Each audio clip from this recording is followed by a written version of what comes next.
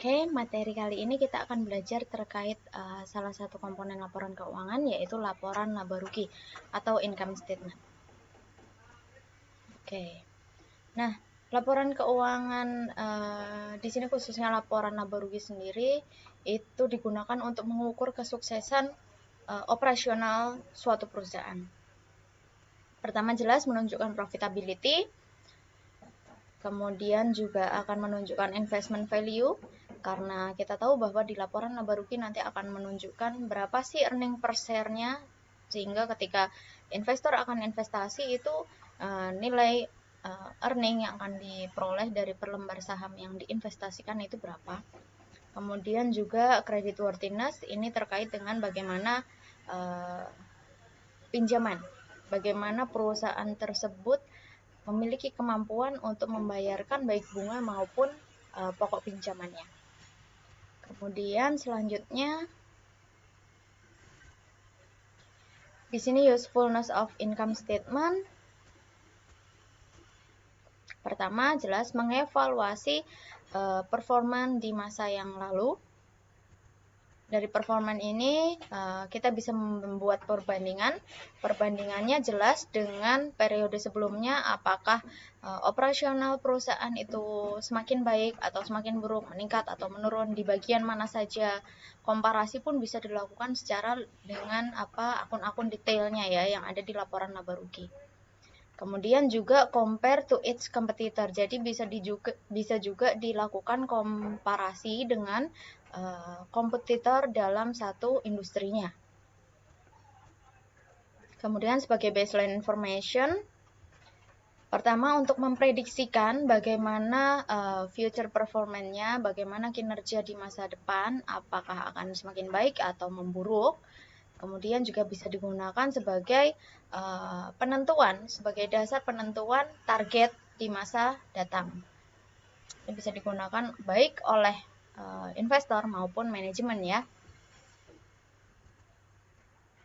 Kemudian juga kita akan bisa melakukan penilaian risiko dan ketidakpastian, karena nanti kita akan belajar terkait comprehensive income statement, di mana di dalamnya ada risiko atas operasi yang dihentikan atau discontinued operation. Baik, mohon maaf.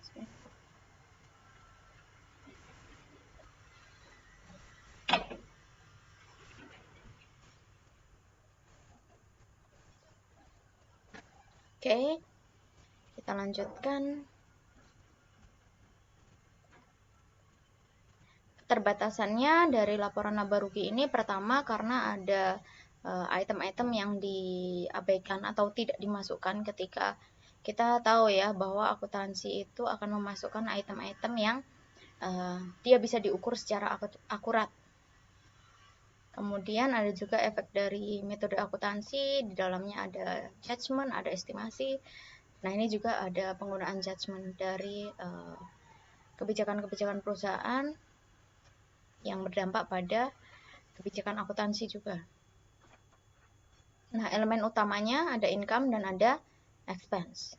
Ini elemen utamanya yang ada di laporan laba rugi. Income itu apa?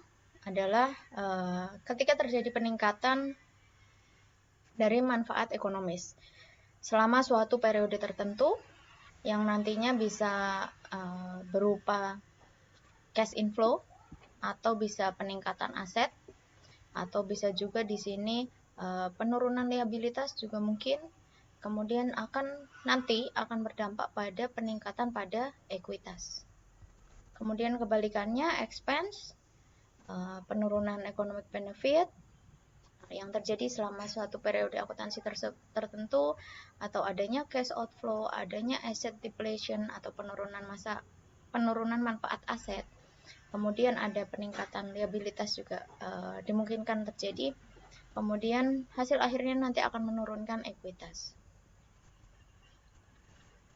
Nah, kalau tadi dua komponen utama ya. Nah, ini intermediate komponen. Di sini saya contohkan suatu laporan laba rugi dengan komponen yang lebih detail, di mana terlihat bahwa di situ ada sales, ada HPP-nya, kemudian ada gross profit. Nanti kita akan pelajari satu persatu komponen di dalamnya. Ada selling expense, expense sampai nanti ketemu income from operation. Ada financial cost, nanti kita belajar financial cost itu apa.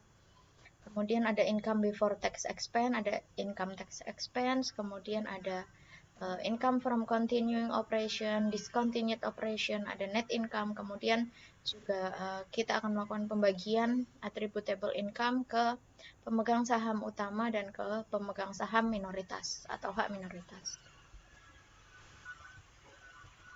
Oke.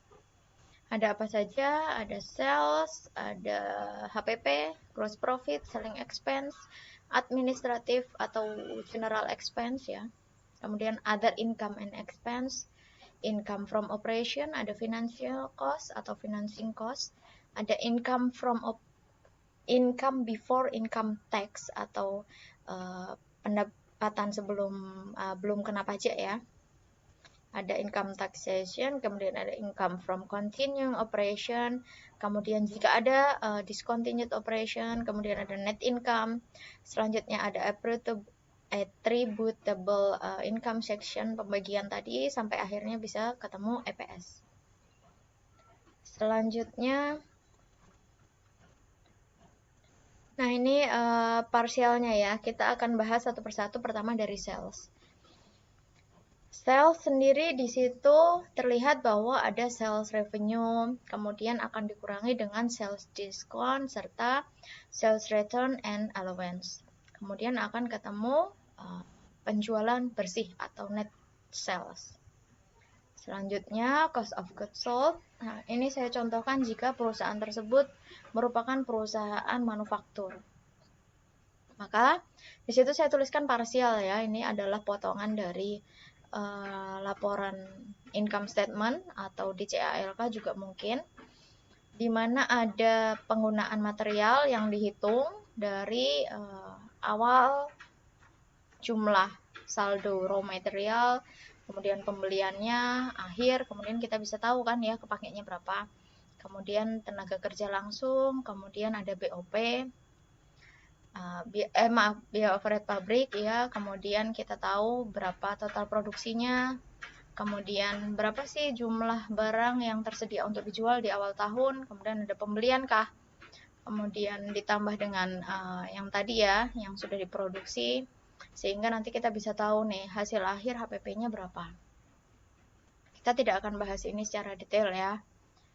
Kemudian kita akan ketemu gross profit, yaitu sales dikurangi dengan cost of goods sold. Oke.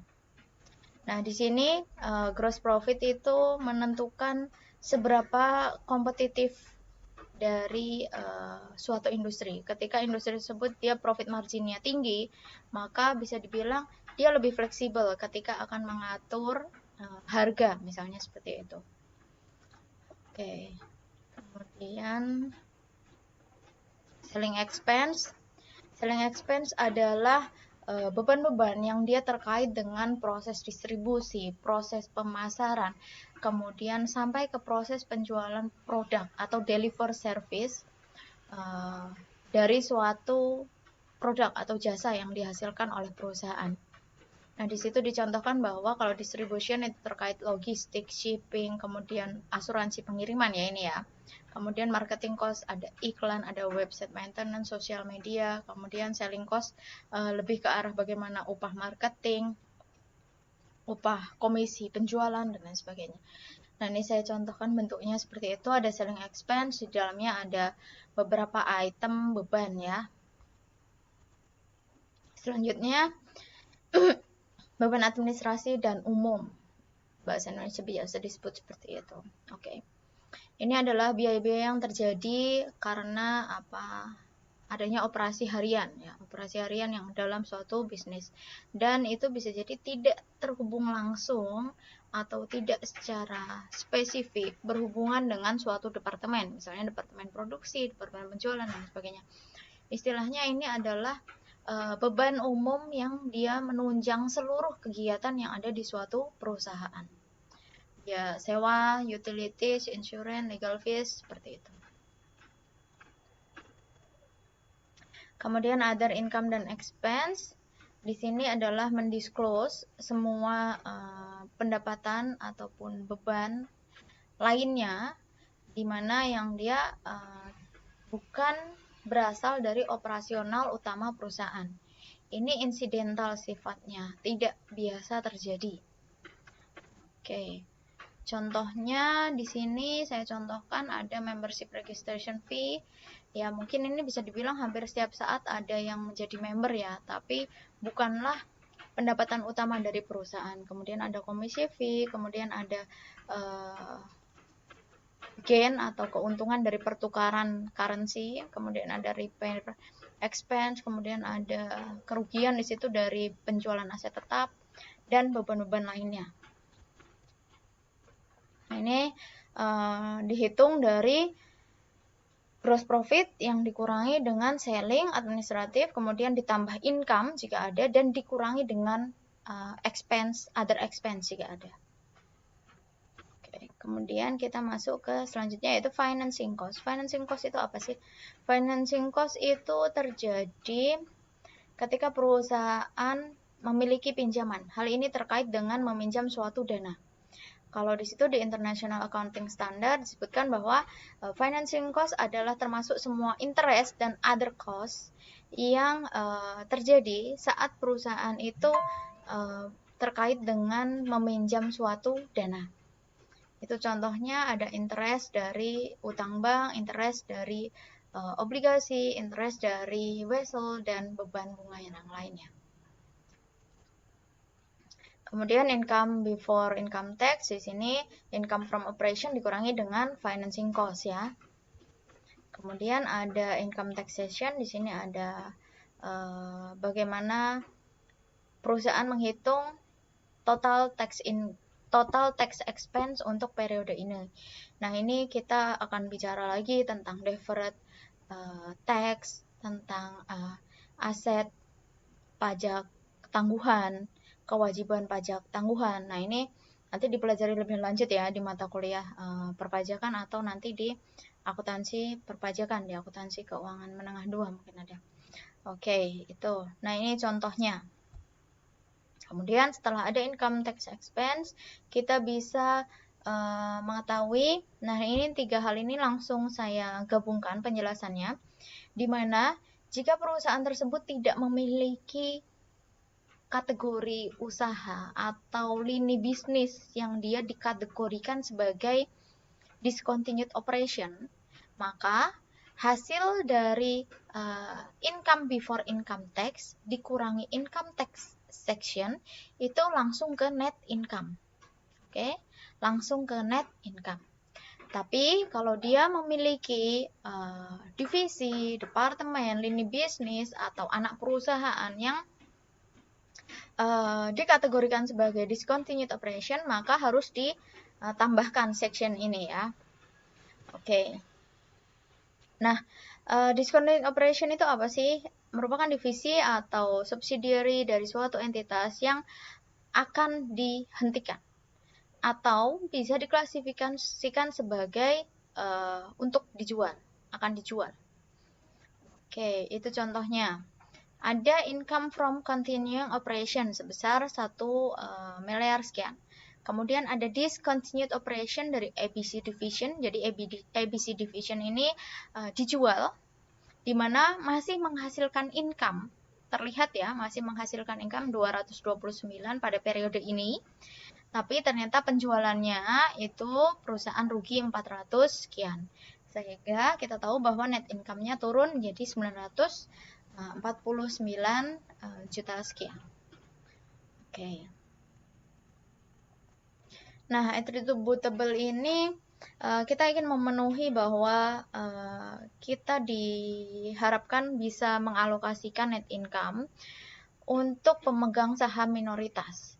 Jadi kita akan memisahkan porsi dari net income itu untuk pemegang saham utama atau holdingnya dengan hak minoritas, biasanya disebut seperti itu. Oke, ini tinggal dibagi saja proporsi kepemilikannya. Kemudian earning per share.